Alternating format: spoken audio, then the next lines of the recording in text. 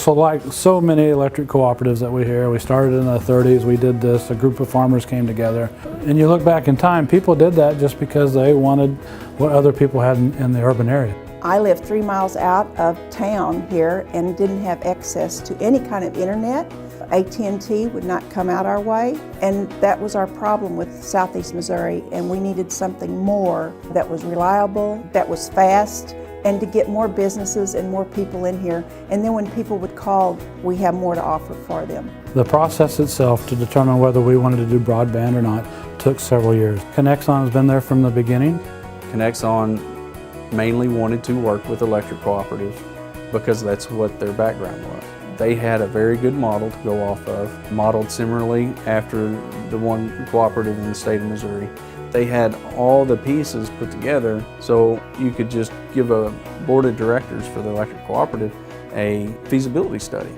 Connexon, on our fiber business model, we fed info into that said, hey, these are our 3 biggest substations, towns. So we used a meters per mile, which is actually people per mile, right, in the electric company verbiage.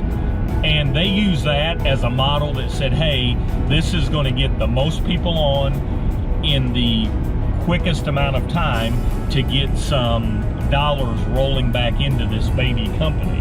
And to get GoSemo whole, we needed to get as many people on in that first phase, in that first 2-year period, as we could to start generating enough revenue to keep it building out.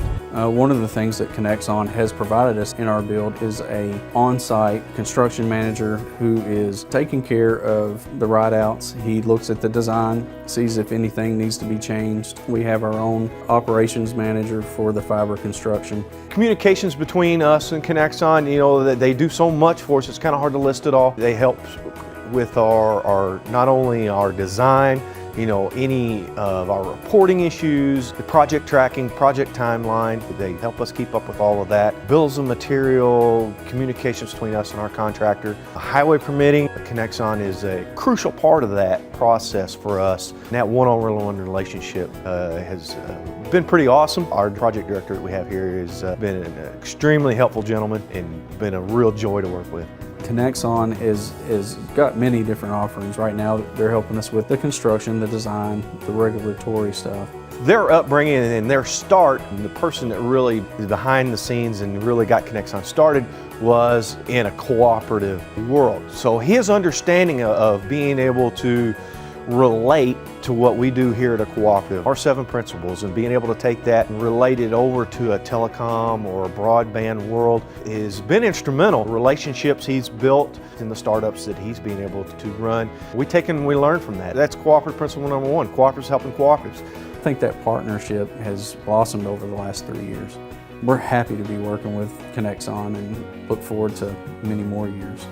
So us as a family across the nation are able to, through our relationship with Connexon, be able to make those connections and talk to each other and help us build and bring this great product out.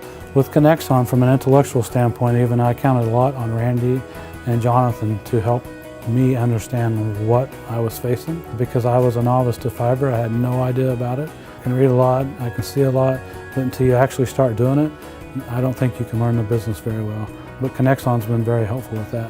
We ask a lot of questions, and I've not had one case where Randy or Jonathan in the early beginning did not get back to me. I do believe that we will be partners with Connexon for the foreseeable future.